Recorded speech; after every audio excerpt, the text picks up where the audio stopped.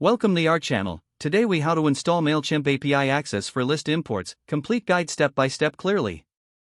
To begin, log in to your Mailchimp account. Once you're logged in, navigate to your profile by clicking on your account name at the lower left corner. From the drop-down menu, select Account. In the account settings, find and click on Extras and then choose API keys from the list. To generate a new API key, click the Create a Key button. Once the key is generated, copy it by clicking the copy icon next to the key. Next, open your preferred code editor or integration tool where you plan to use the API. Paste the copied API key into your code or integration tool. Make sure to store the key securely, as it provides access to your Mailchimp account. Now, return to your Mailchimp account dashboard. Select the Audience tab from the main menu. If you have multiple audiences, choose the one you want to import lists into. Stay on the Audience page and look for the Manage Audience drop-down. Click on Settings from this drop-down menu.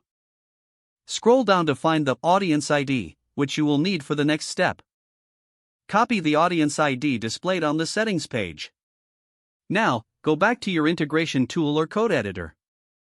Use the Audience ID in your code where list imports will occur. Incorporate the necessary endpoints for the Mailchimp API based on the documentation.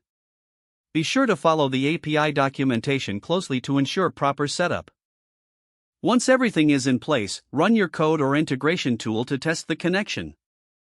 Monitor the results for any errors or successful list imports.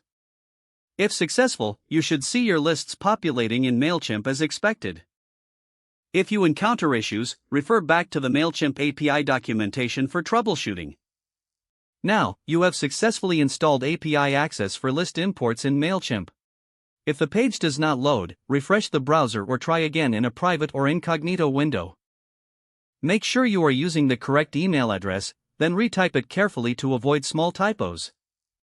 If your password is not accepted, use the reset option and create a new strong password you can remember. Don't forget to like this video and subscribe to our channel for more step-by-step tech guides.